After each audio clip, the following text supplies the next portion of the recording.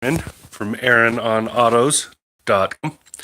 I had a recent question on Quora that I thought was interesting. Asking about, yes, I'm in the living room. Asking about snow tires. Snow tires are, well, they're hotly debated. A lot of people think that they're the greatest thing ever. A lot of people think they're a waste of money. It really comes down to a couple of very simple things.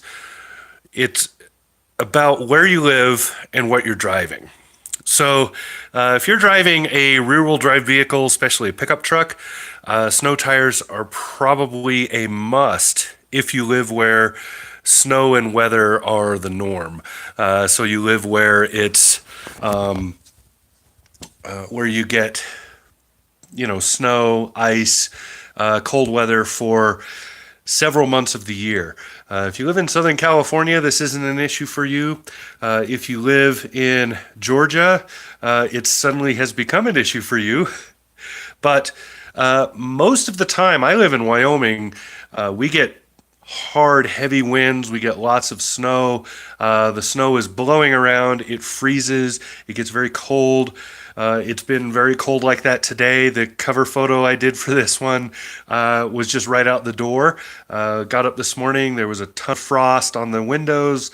We had a skiff of snow, and it's that frozen kind, not like the poofy snow that you see, at the ski resort and in movies and stuff. This was that stuff that hits the ground frozen and stays that way, the hardcore snow. But even then, there's no reason to have snow tires in this area unless you have a vehicle that is rear-wheel drive or, like a pickup truck. Or you do something in the snow regularly, like plow it. For everybody else, you can use all-season radials. You can use anything but summer tires. You can use good radial tires, good all seasons, or off-road tires. Generally work pretty well in the snow and in the ice. It's a matter of how you drive way more than it is a matter of what kind of tire or equipment you have. For the most part, all-wheel drive is the best thing to have when you're in the snow or on the ice, especially the snow though, or bad icy, snowy roads. Front-wheel drive is very good. It handles those things very well. Four-wheel drive is pretty good. The problem with four-wheel drive is the design. Normally, a four-wheel drive, meaning the vehicle has a transfer case so that it's gearing and sending power, usually in a 50-50 split with no deviation. It can't change. It's 50-50 only, and it's usually in a transfer case. Using a transfer case. Normally, those vehicles, when they're doing that, they are high off the ground. They're trucks, basically. They're high off the ground. They have a lot of clearance. They have a high center of gravity. They're not terribly good for getting around in bad conditions because they're just not maneuverable. You get into an all-wheel drive, a car-based vehicle, a crossover, Subaru, something like that. Then you have not only the lower to the ground build and better balance of design, so it just inherently drives a little better. You also have the ability for the power for the torque to be distributed back and forth as needed. So it can go from one axle to the other as needed.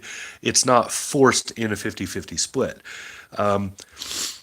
In a front-wheel drive vehicle, you tend to have the same car dynamics, so it drives better.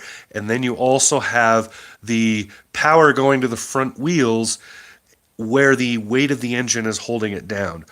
That has some disadvantages with understeer and things like that, but most of us have been in so many front-wheel drive vehicles that we're used to that. And if you're driving in the snow and ice, again, it's more about how you're driving than it is what equipment you have on your car. So if you're driving in the really bad weather, in snow and ice, and you're driving like it's a gymkhana or some sort of, you're driving like an idiot, you're going to get in a wreck. I don't care what equipment you have. But if you're driving prudently, you're being careful, you're feathering that throttle, you're taking it easy on those brakes, you're really doing it the way it should be done, then it, the kind of vehicle you have is going to make very little difference. I will say rear-wheel drive vehicles tend to spin out a lot, so the back end of the vehicle right here tends to spin out. But usually that's because, again, there was not a careful, prudent feathering of the throttle, so the power went down to the ground too fast. But any vehicle can be driven in any weather condition. It's a matter of how you're driving it. The well, I have to qualify that statement because I know there's going to be some sort of comment. Somebody's going to be, oh, you can't drive it in a flood. You can't drive it. Okay, you can't drive any vehicle in any friggin' condition. But bad weather with open roads, you can drive just about any vehicle on those. It's a matter of how you're driving it. Winter tires are a good thing to have. They do make things better, but it's a fairly big expense to have them. And if you don't live where you really need them, and if your vehicle does pretty well without them, you probably don't need them. You're going every place that has winter weather is going to have the snowmageddon times happen. And that's when everybody's like, whoa, I got the good thing I have the winter tires. I was able to get there. Well, normally when that stuff happens, it's 1-2 days. It's not like this stuff happens on a regular basis and it goes on for weeks and months.